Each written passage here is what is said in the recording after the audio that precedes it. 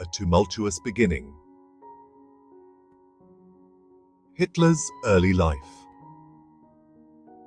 Adolf Hitler's early life was marked by both geographical and familial instability. Born in Braunau am Inn, Austria, in 1889, he was the fourth of 6 children. His father, Alois, was a customs official known for his strict demeanor. Hitler's relationship with his father was strained. This turbulent family dynamic cast a long shadow over his formative years. Hitler's family moved several times during his childhood, finally settling in Linz. He excelled in some subjects, particularly history. However, he displayed a rebellious streak and often clashed with teachers. This rebelliousness would later manifest in his political life. His academic performance declined, and he eventually dropped out of school. The death of Hitler's father in 1903 further destabilized his life. He was only 14 at the time. This loss had a profound impact on the young Hitler. He became increasingly withdrawn and isolated. His dreams of becoming an artist, nurtured during his time in Linz, became his primary focus. Hitler's early life was a complex tapestry of personal struggles, familial tensions, and academic disappointments. These experiences, though seemingly ordinary, played a significant role in shaping his worldview.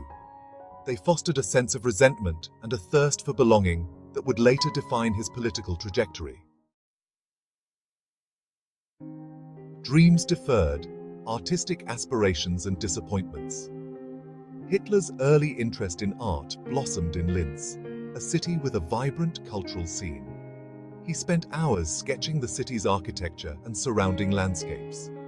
His dream was to become a painter, to capture the world's beauty through his art. He applied to the prestigious Vienna Academy of Fine Arts. His application was rejected. Devastated, Hitler applied again the following year, but was met with another rejection. These failures were crushing blows to his fragile ego. They fueled his resentment towards the art establishment. He saw their rejection as a personal affront, a sign of his own perceived inadequacy. Forced to confront his artistic limitations, Hitler drifted through Vienna. He lived in poverty, taking on odd jobs to survive. He sold postcards of his paintings, often depicting romanticized scenes of Vienna.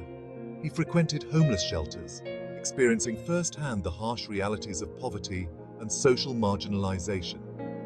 This period of hardship and disappointment had a profound impact on Hitler. It solidified his existing prejudices and fostered a deep-seated bitterness towards society. He blamed his misfortunes on others, particularly the Jews, whom he saw as scapegoats for his own failings. This dangerous mix of resentment and prejudice would later form the bedrock of his hateful ideology.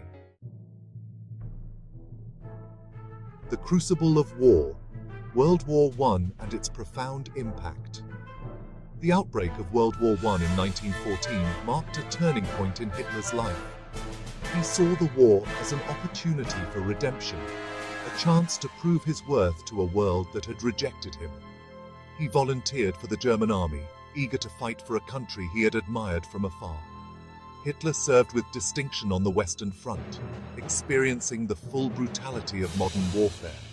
He was a dispatch runner, a dangerous job that exposed him to constant danger. He was wounded twice and even temporarily blinded by a mustard gas attack. These experiences left an indelible mark on his psyche. The war, for Hitler, was both a crucible and a revelation. He thrived in the structured environment of the military, finding a sense of purpose and camaraderie he had lacked in civilian life.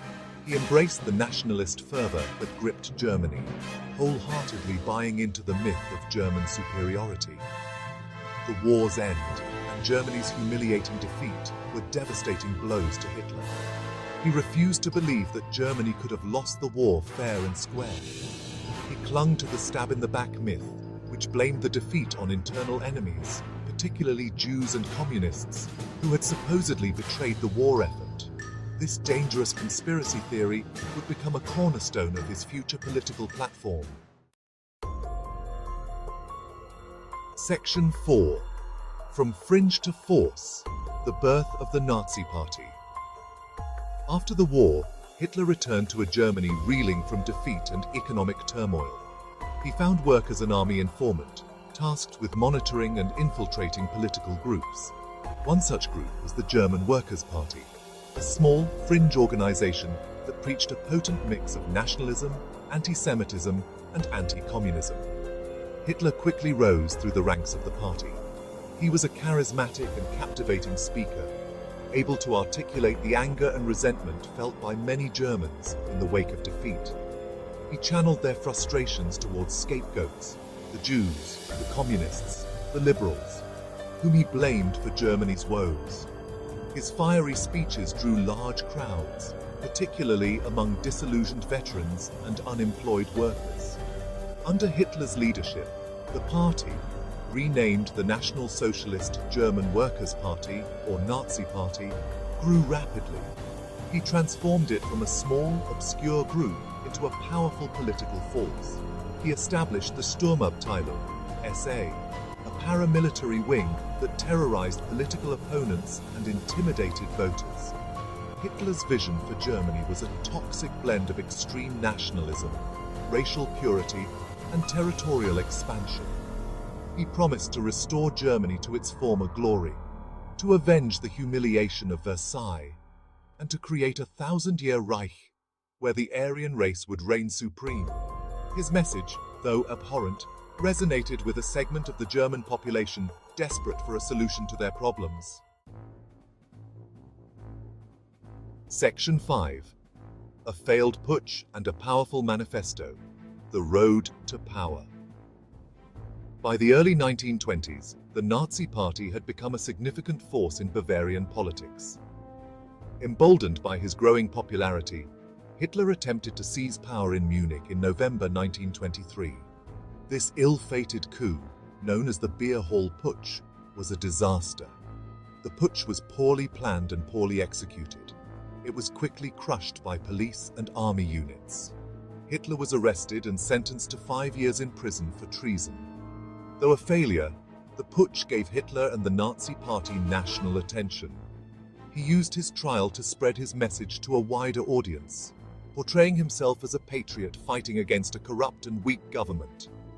While in prison, Hitler wrote My Struggle, a rambling autobiographical manifesto outlining his political ideology and plans for Germany. The book espoused his racist and anti-Semitic views, his belief in German superiority, and his desire for territorial expansion. It called for the unification of all German-speaking peoples, the elimination of Jews from German society, and the creation of a vast German empire in Eastern Europe. Despite its crude and hateful content, became the Bible of the Nazi movement. It sold millions of copies, spreading Hitler's poisonous ideology far and wide. The book's success demonstrated the growing appeal of Nazism in Germany and laid the groundwork for Hitler's eventual rise to power. Section 6. Chancellor to Dictator. Consolidating control in Germany. The Great Depression provided a golden opportunity for Hitler and the Nazi Party. As unemployment soared and the Weimar Republic seemed powerless to alleviate the suffering, Germans became increasingly receptive to Hitler's promises of national revival and economic salvation. The Nazi Party's electoral success in the early 1930s alarmed the German establishment.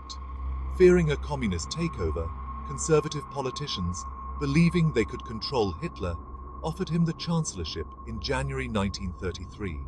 Within weeks of assuming power, Hitler moved swiftly to consolidate his control. The Reichstag fire, a suspicious fire that gutted the German parliament building, was blamed on the communists and used as a pretext to suspend civil liberties and arrest political opponents. The Enabling Act, passed by a cowed Reichstag, granted Hitler dictatorial powers, effectively ending democracy in Germany.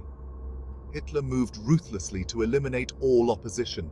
Trade unions were abolished, political parties banned, and the press muzzled.